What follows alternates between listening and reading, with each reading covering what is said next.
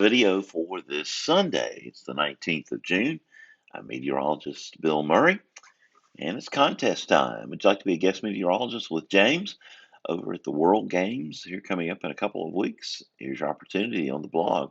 Answer a question there, and you'll go into a drawing each day that will give you a chance to be a guest meteorologist with the great James Spann during the World Games.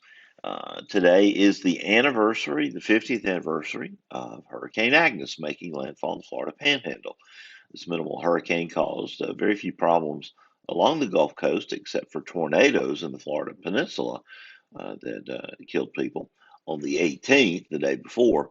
But as it moved up the East Coast, it re-intensified and got reinvigorated over the Northeast, causing tremendous flooding in Pennsylvania and eventually causing more damage than all hurricanes back in the United States up until that time, including Camille. So just remind you that a weak hurricane can still cause problems, especially in the flooding department. No tropical activity to talk about today or for the near future. But across the United States, an interesting pattern. Ridge in the middle, troughs on either side of the country, bookending that huge ridge, and in the middle we've got heat. We'll see in just a minute. Heat advisories in those areas that are some 20, 25 degrees above normal there, parts of the northern plains, while parts of the west and the east are below normal.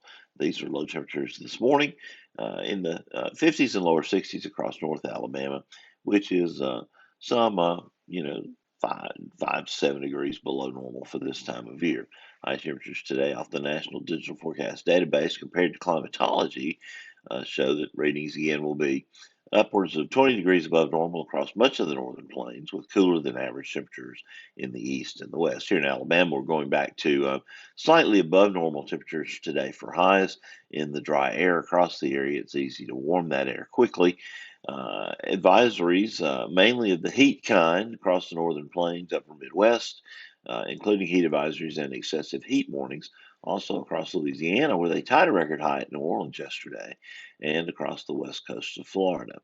Back to the west, though, we've got frost advisories there in northeastern Nevada this morning for some cold temperatures in some of those regions, and flood watches for western New Mexico. They can always use the rain there, but of course, it tends to come in packages that are too large to handle at the time. There are also red flag warnings for southern Utah and northern Arizona, where the fire threat will be very high today. This is that upper pattern across North America today, showing the big ridge through the middle of the country, centered just to our west over the Missouri Arkansas region, with big troughs on either side. We call this an omega block. It's hard to move this pattern out.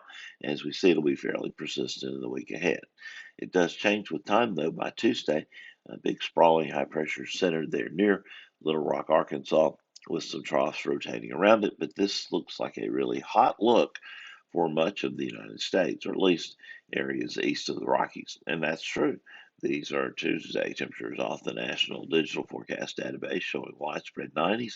Great Lakes, Midwest, down into the Ohio and Tennessee valleys will be approaching 100 degrees across much of north and central Alabama, close to record territory for this time of year. Wednesday, a little more likely we press into the lower 100 degrees across Alabama as that heat dome intensifies. You can see we'll be the recipients, along with Georgia, some of the hottest temperatures in the country. Those readings running some 10 to 15 degrees above normal.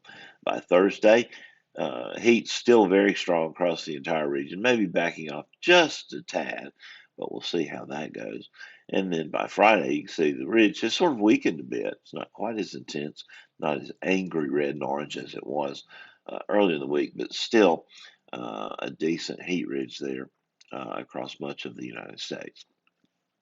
We really are dry till Thursday or Friday. It's not worth even looking at any of the day-by-day maps off the GFS. But a few showers showing up by Saturday. Well, this is Friday night. A few showers showing up by Friday night, and then more widespread showers showing up by the early parts of the following week, which is good news because we're going to need the rain. We're running behind normal. If you go out to Friday, July 1st, quite a different look. big trough locks into place in the Ohio and Tennessee valleys, and that spells cooler and wetter for us. As a matter of fact, you go out to July 4th, about as far as you can go on the radar on the model runs right now, and you would see a very wet look to start 4th of July. We'll see if that actually comes true. In the tropics, the European thinks that there will definitely be development in the Eastern Pacific. We agree with that. Across the Atlantic over the next 10 days, though, some small chance of some sort of subtropical tropical development off the east coast of the United States, which shouldn't be a threat for any landfalling hurricane activity, but also beginning to watch a stronger easterly wave there, pulling into the southern parts of the Caribbean. That's at a very low latitude, though, so chance of development not quite good with that one. No Weather Brains live this Monday night. We recorded it Thursday, a homegrown show that was a lot of fun. Kind of focused on the meteorologists on the panel and some current emails. So check out the Weather Brains podcast. It's available to you on Stitcher and iTunes and wherever you normally get your podcast. Watch weather video for this Sunday, the 19th of June. I'll be back with notes on the blog, an update on the forecast coming up at noon. Scott will have the videos all through the week. We'll be doing radio for James. And until I see you next Sunday in this same seat, as I always tell you, keep an eye to the sky because you'll always have something fun to look at.